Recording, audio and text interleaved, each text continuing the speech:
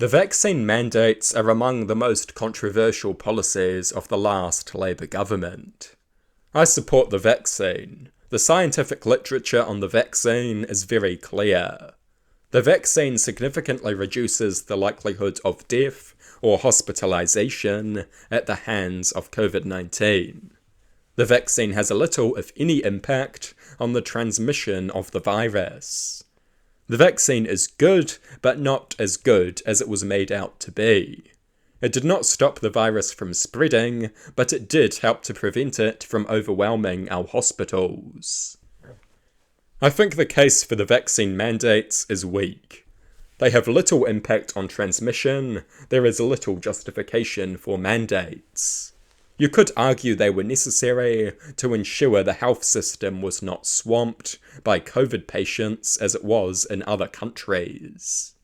But the voluntary vaccinations would have likely been sufficient to prevent this from happening. Personally, I do not support COVID-19 vaccine mandates.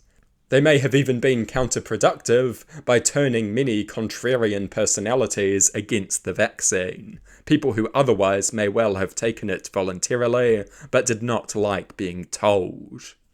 I think bodily autonomy is an important right. I don't think a Labour government should allow employers to dictate personal bodily decisions to their workers. I think a Labour government should stick up for workers' rights. This should not be controversial. A massive amount of political capital was wasted on the vaccine mandates. Labour could have passed any number of great pro-worker policies, but instead we got vaccine mandates. Something nobody was excited about, something many people hated.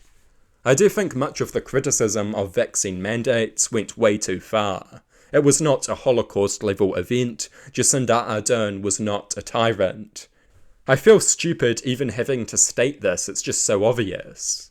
Some people have massive victim mindsets. Some people whinge about Ardern creating two classes of people. They compare it to apartheid.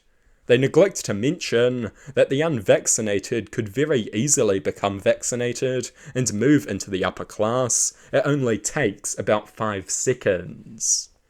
It is not even remotely comparable to being forced to be a second-class citizen based on characteristics that you cannot control. Some people have no conception of just how lucky they are. The many oppressed people in the world must find us so amusing. They call Ardern a dictator. What dictator chooses to resign over poor polling? Any dictator in that position would do a massive purge and a propaganda campaign. They would not resign because the polls were bad. We do not know how lucky we are.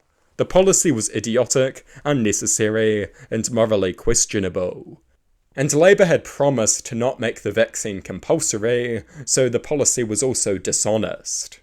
But many people massively overstate just how bad it was. In doing so, they destroy the credibility of what would otherwise be a totally fair point.